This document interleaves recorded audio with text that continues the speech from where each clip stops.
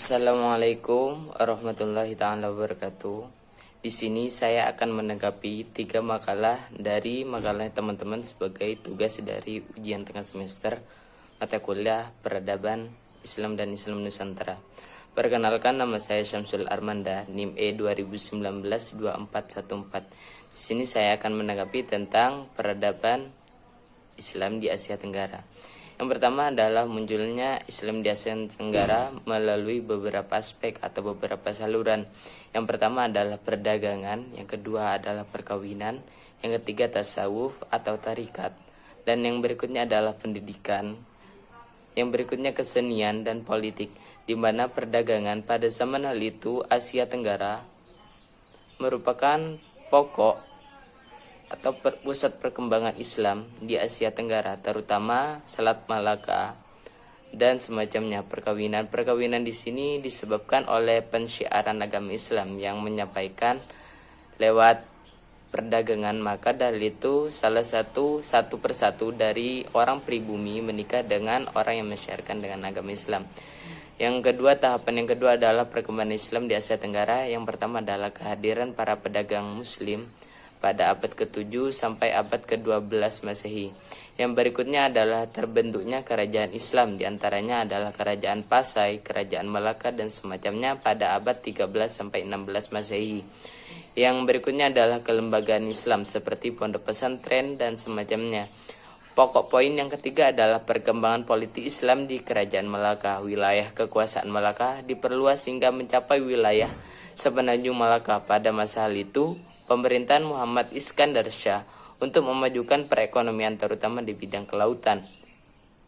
Muhammad Iskandar Shah berupaya menjadikan Malaka sebagai pusat dari perekonomian pada saat itu. Untuk mencapai cita-citanya tersebut, ia harus terlebih dahulu menguasai Samudra Pasai. Memiliki politik perkawinan, yaitu dengan mengawinkan putrinya dengan Raja Samudra Pasai pada zaman itu, sehingga penyatuan antara kerajaan Samudra Pasai dengan Kesultanan atau kerajaan Malaka pada zaman itu dapat terwujud, sehingga terbentuklah kerajaan yang makmur pada zaman hal itu. Mansur Shah pada masa pemerintahnya, Malaka berhasil menjadi pusat perdagangan dan penyebaran agama Islam di Asia Tenggara.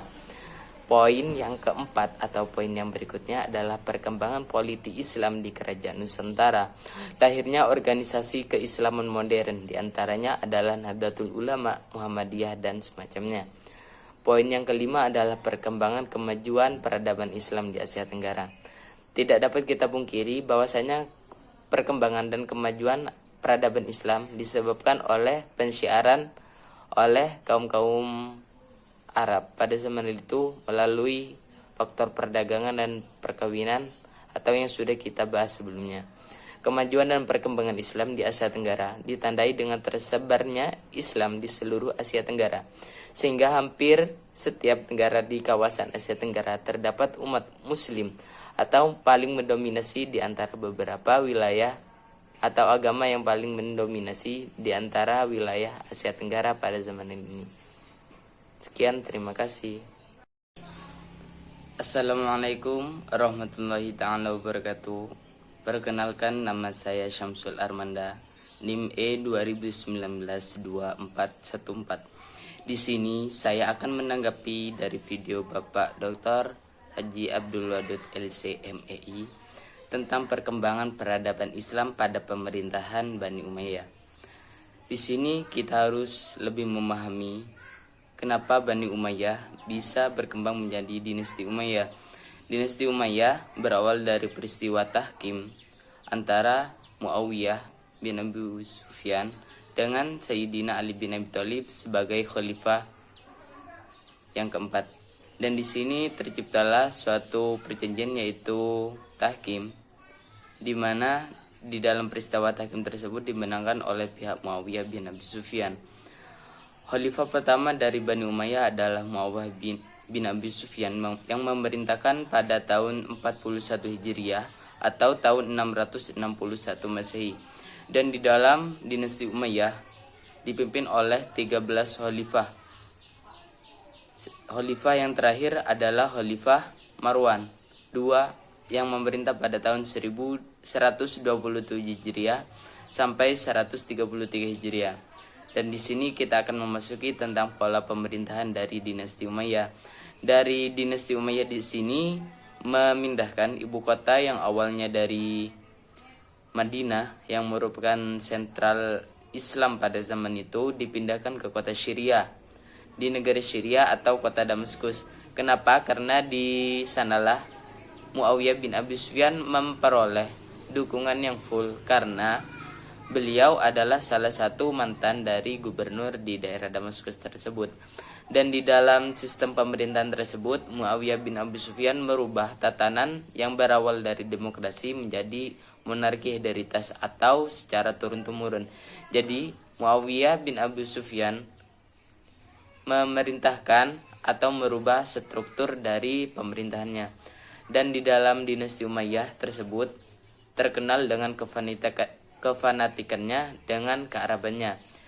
Dan yang poin yang berikutnya adalah dinasti Umayyah terkenal dengan kaya dan terisolasi dari masyarakat atau secara turun-temurun. Yang berikutnya adalah dinasti Umayyah membentuk beberapa organisasi pemerintahan agar pendistribusian dari masyarakat atau rakyat bisa nyampai kepada raja atau khalifah pada zaman itu. Beberapa organisasi pemerintahan yang diciptakan oleh dinasti Umayyah adalah sebagai berikut.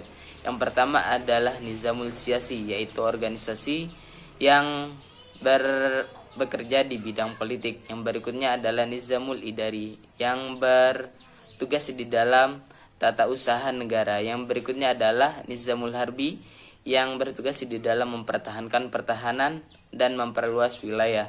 Yang berikutnya adalah Nizamul Mal atau lembaga yang bertugas di dalam bidang keuangan. Yang berikutnya adalah Nizamul Qadar yang bertugas di dalam kehakiman atau keadilan. Berikut beberapa keberhasilan dari beberapa tokoh khalifah pada dinasti Umayyah. Yang pertama adalah Khalifah Abdul Malik, di mana beberapa poin keuntungan yang diterapkan oleh Khalifah Abdul Malik adalah memperbaiki sistem administrasi dan pelayanan umum. Jadi pada zaman itu Khalifah Abdul Malik memperbaiki sistem administrasi yang sebelum-sebelumnya tidak terlalu baik. Berikutnya adalah penggunaan bahasa Arab, di mana pada zaman itu karena luasnya wilayah, banyak dari kekuasaan dari dinasti Umayyah menggunakan bahasa Ibrani dan semacamnya. Maka dari itu Khalifah Abdul Malik memperkenalkan atau mewajibkan penggunaan bahasa Arab di dalam struktur pemerintahannya. Yang berikutnya adalah Khalifah Al-Walid, di mana beberapa aspek yang sudah diterapkan adalah kesejahteraan dan jaminan hidup yang sudah mulai terjamin pada masa Khalifahan Al-Walid. Dan yang berikutnya adalah insentif gaji atau pemberian gaji dari struktur pemerintahan sudah tertata dengan jelas. Yang berikutnya adalah Khalifah Umar bin Abdul Aziz atau terkenal dengan keemasan dari dinasti Umayyah. Beberapa aspek yang sudah diterapkan atau keberhasilan dari Umar bin Abdul Aziz adalah pembersihan harta dari Bani Umayyah sehingga tidak tercampur antara harta pribadi dan harta negara. Dan yang berikutnya adalah pemecatan pejabat-pejabat yang kurang apik di dalam untuk menangani pekerjaan tersebut atau sering melakukan sewenang-wenangan dan maraknya korupsi pada zaman hal itu. Dan yang berikutnya adalah Umar bin Abdul Aziz sering membentuk orang sakit, di mana sering seperti macam rumah sakit agar orang-orang yang sakit pada zaman itu bisa terjaga atau mendapatkan perlindungan yang sama dengan orang-orang yang sehat. Yang berikutnya adalah pembentukan jalan agar pola administrasi wilayah antara beberapa wilayah yang sudah sangat luas pada zaman itu bisa terkontrol dan kondusif, sehingga pola administrasi mereka sudah mulai jelas. Mungkin hanya itu yang bisa saya sampaikan, kurang lebihnya Assalamualaikum warahmatullahi taala wabarakatuh. Assalamualaikum warahmatullahi taala wabarakatuh. Perkenalkan, nama saya Syamsul Armanda, NIM E2019 2414. Di sini saya akan mengulas atau menanggapi video dari Bapak Dr. Haji Abdul Wadud LC.MEI tentang Khulafaur Rasyidin dan perkembangan Islam, di mana Khulafaur Rasyidin terdiri dari dua kata, yaitu khulafa yang merupakan jamak dari kata hilafa atau khalifah yang menunjukkan arti pengganti, sedangkan kata ar-rasyidin merupakan kata yang bermakna pengganti. Dari sini kita dapat menarik kesimpulan bahwa Khulafaur Rasyidin adalah orang yang mendapat petunjuk sebagai pemimpin yang mendapat petunjuk dari Allah. Di sini ya, beberapa Khulafaur Rasyidin itu ada 4. Yang pertama adalah Khalifah Abu Bakar As-Siddiq, yang kedua Khalifah Umar bin Khattab, yang ketiga adalah Sayyid Utsman bin Affan, dan yang keempat adalah Sayyid Ali bin Abi Thalib. Yang pertama adalah Khalifah Abu Bakar, di mana Khalifah Abu Bakar merupakan salah satu sahabat yang paling dekat dengan Nabi, yang lahir pada tahun 572 Masehi dan wafat pada tahun 632 Masehi. Di mana beberapa perkembangan yang diterapkan oleh Abu Bakar adalah memerangi orang murtad, di mana pada zaman itu kaum murtad itu sangat luas dan sangat berpengaruh terhadap wilayah-wilayah kekuasaan Islam yang sudah meluas pada zaman itu. Yang berikutnya adalah perbaikan sistem sosial. Kenapa? Karena suatu perkembangan sosial yang disebabkan oleh perkembangan wilayah, maka menyebabkan beberapa tatanan sosial yang ada di masyarakat sudah sangat berubah atau berputar arah dari sesuatu yang sudah ditetapkan pada zaman Nabi Muhammad. Yang berikutnya adalah pengumpulan mushaf-mushaf Al-Quran. Khalifah yang kedua adalah Khalifah Umar bin Khattab, yang lahir pada tahun 579 Masehi dan wafat pada tahun 644 Masehi, di mana ia menjabat selama 10 tahun sebagai Khulafaur Rasyidin. Di antara beberapa kemajuan yang diterapkan oleh Umar bin Khattab adalah membentuk struktur pemerintahan dengan baik, di mana ia menugaskan beberapa gubernur untuk memerintah suatu wilayah tersebut. Yang berikutnya adalah perkembangan di dalam bidang ekonomi, terbukti dengan sistemnya keuangan yang terkenal pada zaman itu, yaitu Baitul Mal, di mana Baitul Mal adalah lembaga yang mengatur tentang keuangan negara, sehingga keuangan negara bisa diketahui oleh semua penduduk. Yang berikutnya adalah pembentukan kalender Hijriah, di mana kalender Hijriah merupakan cikal bakal yang membedakan antara Islam dengan agama yang lainnya, sehingga agama Islam tersebut mempunyai kalender sendiri yang berpatokan kepada Qamariyah. Yang berikutnya adalah Khalifah Utsman bin Affan, di mana ia merupakan khalifah yang ketiga yang lahir pada tahun 577 Masehi dan wafat pada tahun 696 Masehi. Ia menjabat selama 12 tahun, di mana beberapa perkembangan yang diterapkan oleh Sayyid Utsman bin Affan adalah perkembangan atau perluasan wilayah, di mana pada zaman itu merupakan perluasan wilayah Islam mencapai negeri Andalusia atau negeri Spanyol, Azerbaijan, Turkmenistan, dan sebagian wilayah dari Afrika.